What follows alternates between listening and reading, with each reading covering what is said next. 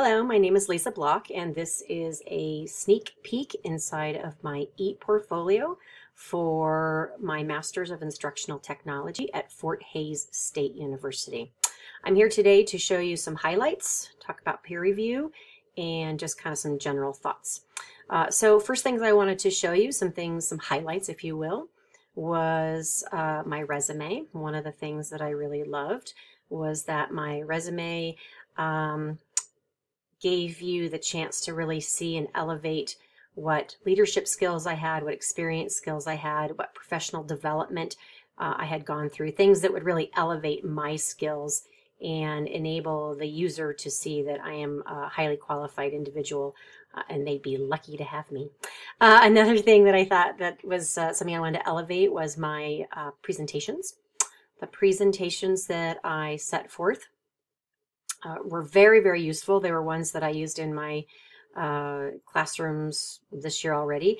I did a library scavenger hunt with some of my third graders, and that was great. Gave them a chance to really explore the library because they don't usually get to do that. They were kind of stuck in certain areas. Also got to do some staff development using MAP. MAP testing is very prevalent throughout my district. So it was great to be able to work with the K2 teachers who had no experience using MAP and just to give them a brief overview of what it was going to look like and what their what their students would be experiencing. Also became very familiar with Powtoon, which was really fun to use. Great way to present things in a quick and kind of funny manner, like if you use some of the great characters. Also loved using Google Earth with PictoChart. But any of those infographics really are a great way to demonstrate information and elevate the important ideas. So there were lots of different things in the presentation section that I thought was really good. Also, my professional development plan, which honestly was probably one of the best things that I did for myself. It really was helpful to think about big picture, and I'm a huge big picture thinker. But it was really helpful to think about, the plan for the most part, like when we were going to do this, what the time frame was, and specifically what we were going to do. So that really gave me some direction for next year.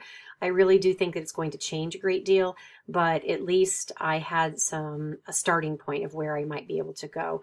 And it really got me thinking about the rationale and about how this really helps with our district initiatives, which is called JEFCO 2020, and it really elevates some competencies.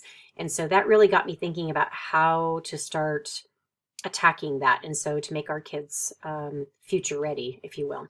So the professional development plan was really one of the best tools for myself. Hopefully that will kind of elevate what my thinking is in terms of that. In terms of the peer review, got 2 peer reviews, and then I posted everything in the community as well. That was pretty helpful in that my peer reviewers were able to point out things that were not clear, that were clear in my head when I did them, but they weren't overly clear when I typed them out. Sometimes my sentences were too wordy. Sometimes I had just very long sentences that tried to do too much. So the feedback that I got was to try to tweak those and just break them apart and really try to make it more clear for my audience.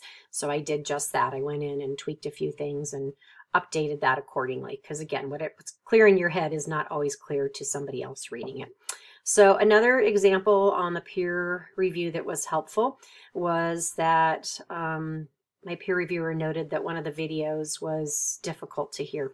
And so based on that information, I went in and, based on that information, there was really nothing I could do with that information other than think about how I might attack that in the future. So I had used an iPad for that particular training, and it was a fairly large group of people, and I felt like the iPad was close enough, but maybe it was not, obviously.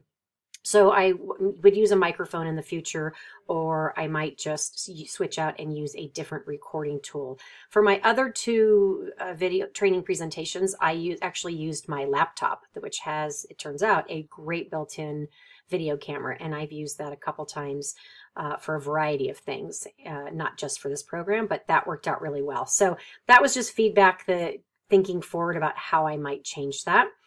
Also, my tech philosophy needed some clarity. There was some feedback given by one of my peer reviewers who is outside of the program, and who said, you might really want to elevate your Jeff Code 2020 vision in that tech philosophy. It was there in a roundabout way, but it really wasn't as explicit as it could have been. So that was some feedback that was given. So I went ahead and went in there and tweaked that a bit to make that a little more fitting with my district, if you will. All in all, there was one more piece of feedback that was given on my, I believe it was my extra resources page. I had it in 3-column format, and one of my reviewers said, oh my gosh, it's so cluttered. I have a really hard time following it. I'm confused. So I went to a single column format. And so it's very linear now. It just starts at the top and works its way down. And so that does seem to clean it up quite a bit and make it a little clearer for my audience, and just less junky and cluttered. So that's what I did with that one. Overall, I absolutely love peer reviews and feedback. My teammate and I have done that over the years. We've done lesson studies. We've just done informal lesson studies where I'll go in and watch her, and she'll go in and watch me, and we really talk through what went well, what needed work. And so this is just kind of a continuation of that on a much grander scale.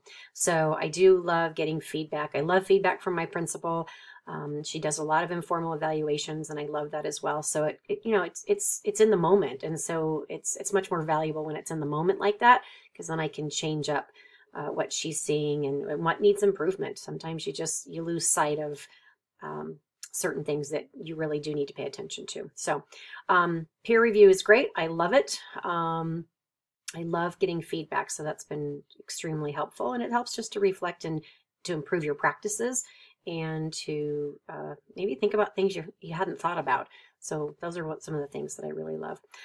In terms of just kind of overall thoughts, I really just have enjoyed this process very much, and I hope that I'm able to apply, I know that I'm going to be able to apply a lot of this information going forward. Thank you.